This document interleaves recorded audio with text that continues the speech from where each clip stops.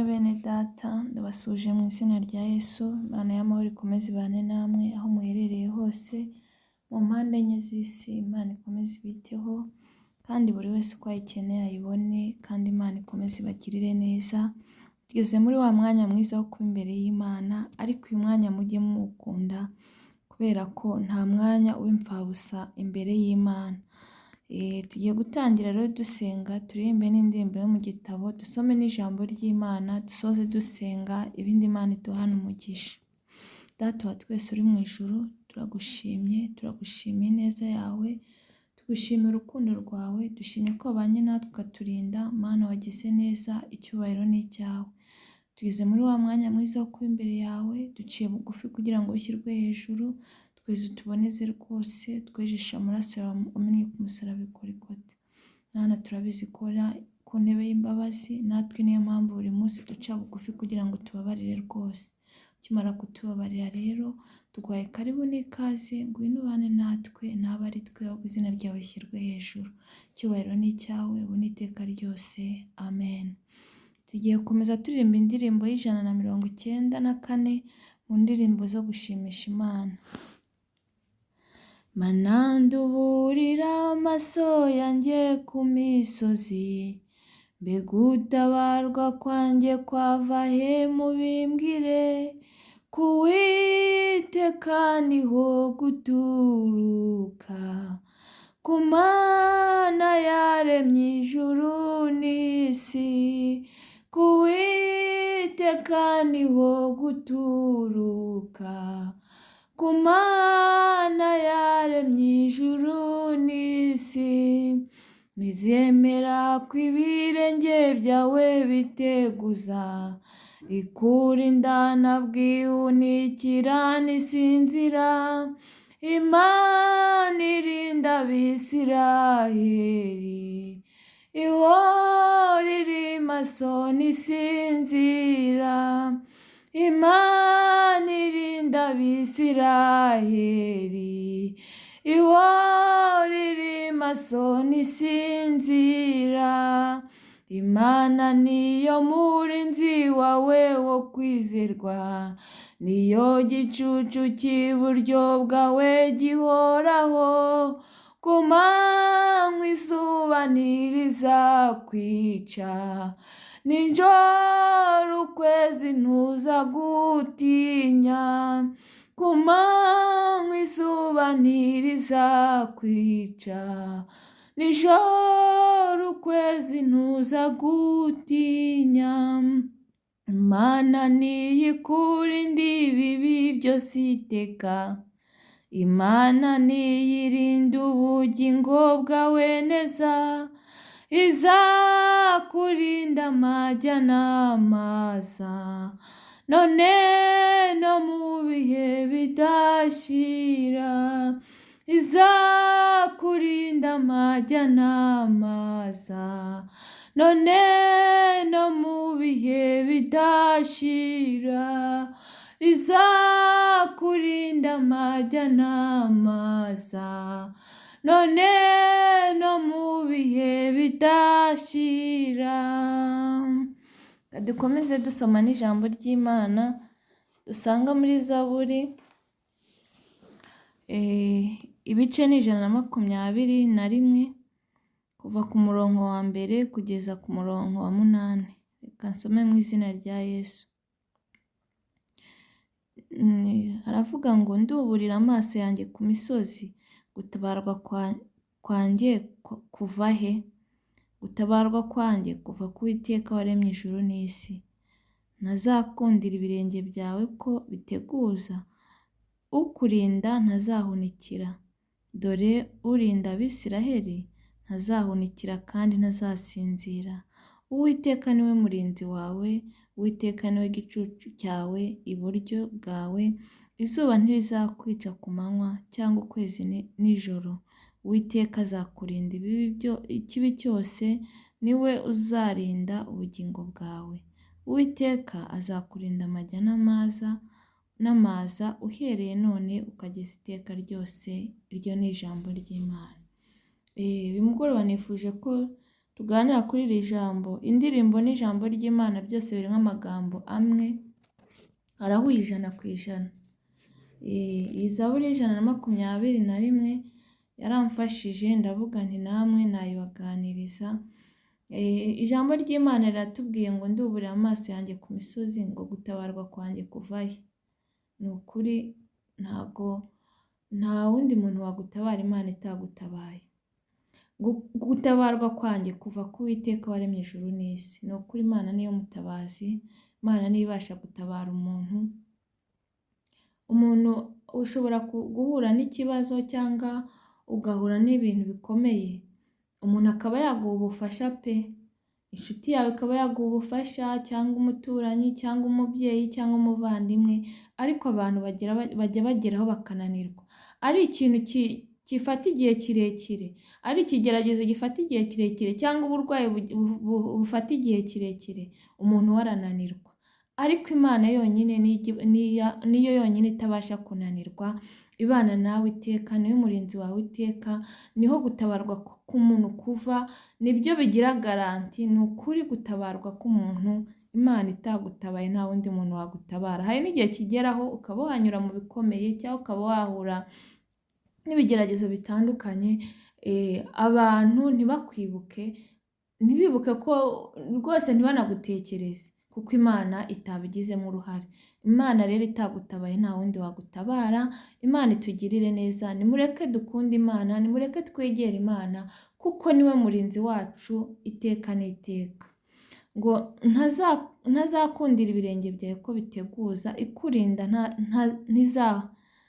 ukurinda ntazahunikira. Ni ukuri Imana ntigihunikira, igihe cyose ihora iri maso, ikureberera, iri iruhande rwawe, ireba ibikugoye, ireba ibikuvuna. Imana igakomeza iguha imbaraga. Imana itugirire neza. Iyo arinze Abisiraheli rero nawe iracyakora. Imana ntigihinduka, Imana ibera hose icyarimwe. Ni ukuri ahantu hose ihabera icyarimwe, kandi uko yakoraga kera na n'ubu niko igikora.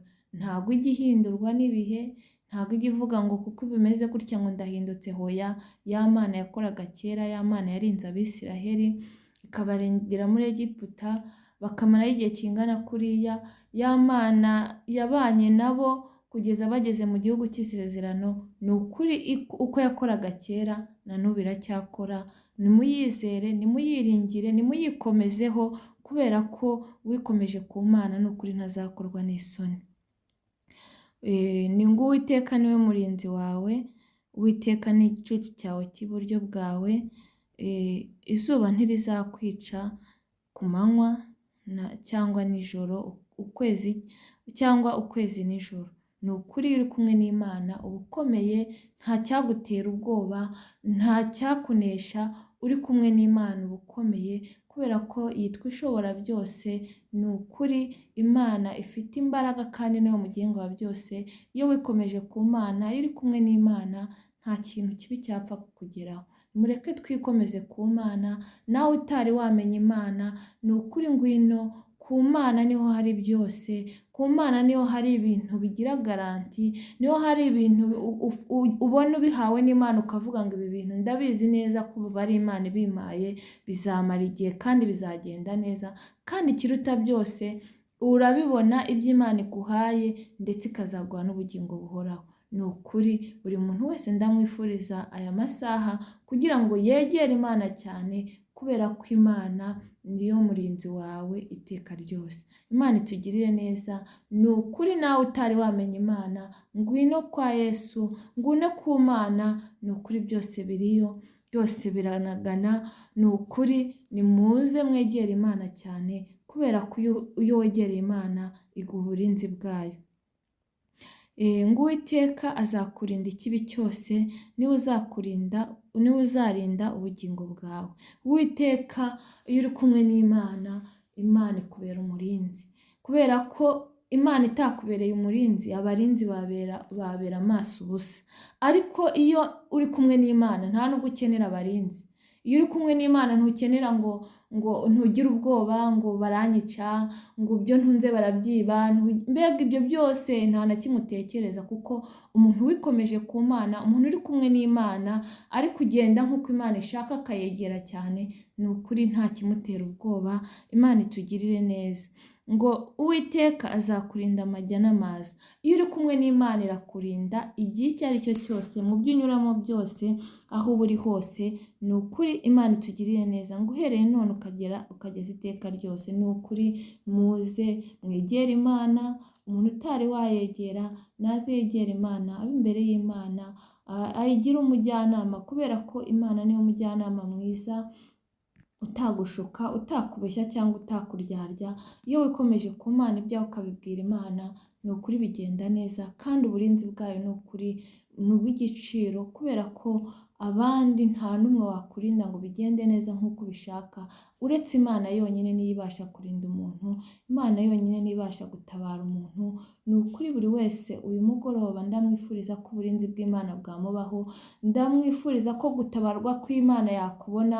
Ni ukuri nawe ubona byarangiye, nawe ubona nta cyerekezo cy'ubuzima, ni ukuri Imana iratabara kandi igihindura amateka, kandi iravuze ngo izakurinda amajya n'amaza, kandi ngo uhereye none ukageza iteka ryose. Guhera uyu munsi niwemera Imana ukayemera nk'umwami n'umukiza w'ubugingo bwawe, ni ukuri guhera uyu munsi irakurinda amajya n'amaza kugeza iteka ryose. Imana itugirire neza rero, irakoze ko ibanye natwe muri uyu mwanya, icyubahiro ni icyayo. Reka dukomeze dusenga kugira ngo Imana ikomeze itubere umuyobozi. Data wa twese uri mu ijuru, turagushimye turaguhimbaje, tugushimiye neza yawe n'urukundo rwawe. Uri uwera witwa ndiho, ntujya uhinduka, ko wakoraga kera na n'ubu niko ugikora, kandi wowe ntujya uhindurwa n'ibihe. Mana ushimwe ko wabanye natwe ukaturinda, kandi ukaba ukiturinda. Ushimwe ko hari isezerano duhaye uyu mugoroba. Nyemerera Mwami abatarakwakira nk'umwami n'umukiza w'ubugingo bwabo nabo bakwakire, kugira ngo iri sezerano duhaye ryo kuturinda, ryo kutubera umutabazi, ryo kuturinda amajya n'amaza kugeza iteka ryose, nabo iri sezerano nabo ribe iryabo, mu izina rya Yesu Kristo. Mwami Imana, dusengeye n'umurimo wawe kugira ngo ukomeze uwagure, ugabanye abarimbuka, wongere abakizwa, ongera usuke ububyutse mu itorero, mu izina rya Yesu Kristo. Kandi Mwami Imana, turakwinginze abacitse intege, abasubiye inyuma, nabo bagaruze ubuntu bwawe. Kandi turakwinginze wongere uha abantu inyota yo gukunda ibyawe no gukunda ijambo ryawe, ndetse no gusenga no kukuba imbere, kubera ko uwakwikomejeho ni ukuri ntazakorwa n'isoni. Data mwiza rero, aya masaha tukweretse n'ababaye, imfubyi n'abapfakazi, abihebye, abarwayi n'abafite ibibazo bitandukanye, abo bose ubiyereke, kandi n'abafite agahinda ko mu mutima, Mwami ubahe amahoro yo mu mutima. Dusengeye isi Mwami, abantu baragowe, abantu bararushye, abantu bafite intimba n'agahinda, ariko tubasabiye amahoro utanga, amahoro isi mu izina rya Yesu Kristo. Mana igira neza, Mana ikomeye, komeza ubiteho kandi ubagirire neza. Abantu ntibazi iwawe, kubera ko gutabarwa kuva ku Mana yonyine, nta handi kwaturuka. Ababyeyi ntibabatabara, abavandimwe ntibabatabara, inshuti ntizabatabara, kubera ko abantu bajya bageraho bakananirwa, ariko wowe Mana ni wowe wenyine mutabazi dufite. Niyo mpamvu nkwinginze kugira ngo abantu bakuzeho, bazi iwawe, bakire Yesu nk'umwami n'umukiza w'ubugingo bwabo.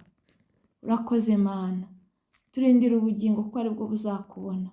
Komeza uturwanire kandi tubere maso, kandi ntume Mwuka wera kugira ngo azerekeze iri jambo rikora icyo wagambiriye.